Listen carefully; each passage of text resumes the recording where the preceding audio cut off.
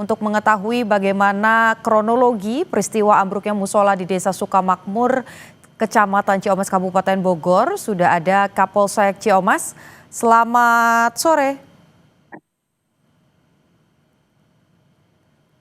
Kompol Iwan Wahyudi yang nampaknya masih ada di TKP dengan Putu, Pak, di studio.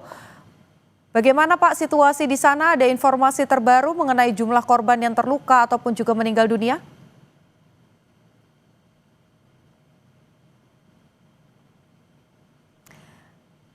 Pak Iwan, sepertinya audionya masih di mute atau masih ditutup. Boleh diaktifkan supaya kita semua bisa mendengar suaranya? Ya Mbak, oke, sudah. Baik. Baik, perlu dilaporkan Mbak, kebetulan kami masih di lokasi melakukan evakuasi korban-korban yang tertimpa ambruknya Majelis Taklim As-Sohibin di Desa Sukamakmur, Kecamatan Ciomas, di mana ambruknya Majelis Taklim ini ada beberapa korban, ya, baik korban yang meninggal dunia maupun korban yang luka-luka yang sekarang dirawat di beberapa rumah sakit yang ada di Bogor, demikian. Pas saya mau konfirmasi, kalau terakhir data dari BPBD ada 30 orang korbannya, ini sudah dibawa ke beberapa rumah sakit. Tapi kalau di TKP sendiri, apakah masih ada korban yang terjebak di sana, Pak? Baik, perlu dijelaskan juga bahwa di lokasi sudah kita melakukan evakuasi pembersihan puing-puing ambruknya Majelis Taklim itu. Dan sudah dipastikan clear, sudah tidak ada lagi korban-korban yang tertimbun oleh reruntuhan itu. Dan semua korban kita fokus untuk dibawa ke rumah sakit terdekat yang ada di Bogor, demikian. Oke, sekarang sudah memasuki jam 13 lebih 10, sekalian mengkonfirmasi juga, Pak. Terakhir informasi ada 3 orang yang meninggal dunia. Apakah ada perubahan angka atau sampai dengan saat ini masih sama? Jumlahnya ada berapa, Pak, yang meninggal dunia? Iya, untuk yang meninggal dunia sekarang ada 3, yang dari Kecamatan Ciomas 2 orang, Desa Sukamakmur 1 orang, kemudian 2 orang dari Kecamatan Taman Sari, Desa Sukaluyu.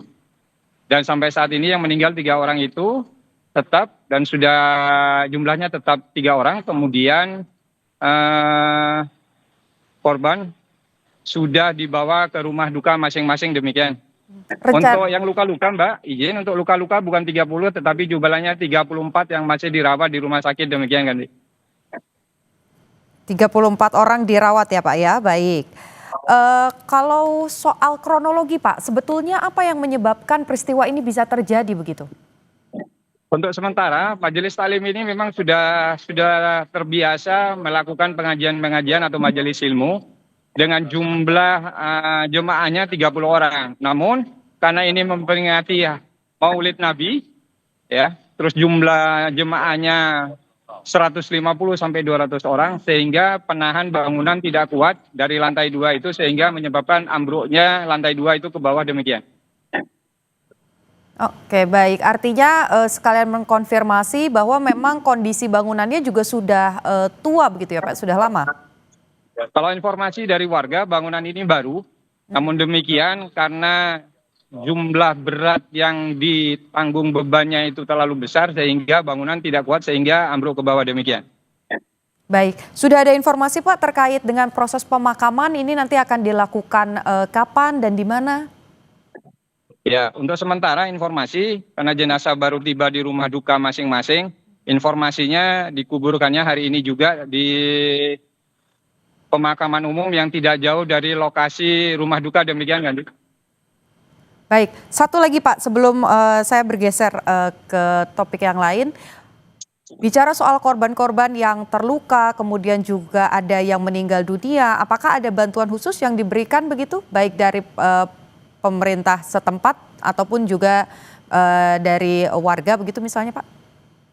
Ya, baik. Untuk bantuan-bantuan sedang mengarah ke lokasi, baik itu dari pemerintah daerah maupun dari tokoh-tokoh masyarakat yang ada di sekitar lokasi kejadian, demikian, Mbak.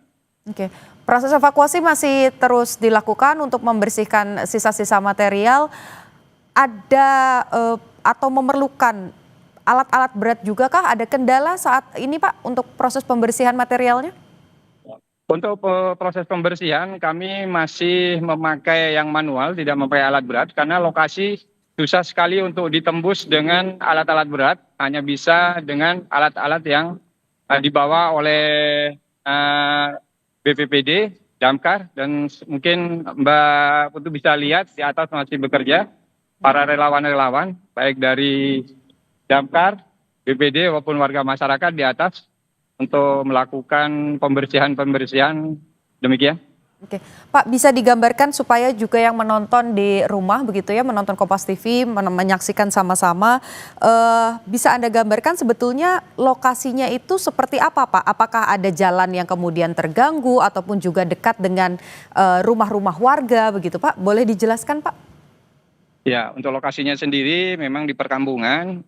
Pesantren ini adanya di tengah-tengah warga masyarakat, cuman lokasinya memang bertebing, ya, bertebing sehingga kemungkinan pergerakan tanahnya juga ada, kemudian beban yang begitu berat sehingga tidak bisa menopang jumlah jemaah yang hadir di acara Maulid itu, sehingga bangunan itu menjadi ambruk demikian. Mhm. Tapi kalau lingkungan di sekitarnya, rumah-rumah di sekitarnya ini tidak ada potensi juga untuk kemudian struktur bangunannya berbahaya begitu ya?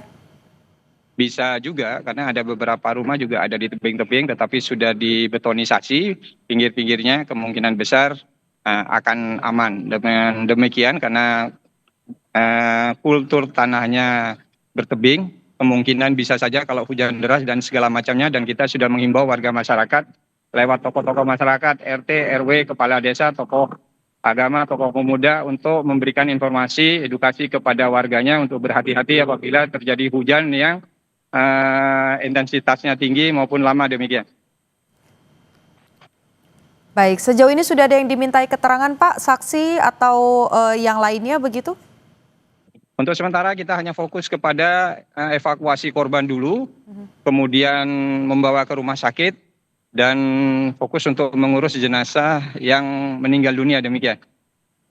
Baik, terima kasih informasi yang sudah diberikan dari Kapolsek Ciamas, Kompol Iwan Wahyudi. Terima kasih Pak, kami tunggu informasi lainnya nanti terkait dengan proses evakuasi dari tempat kejadian perkara.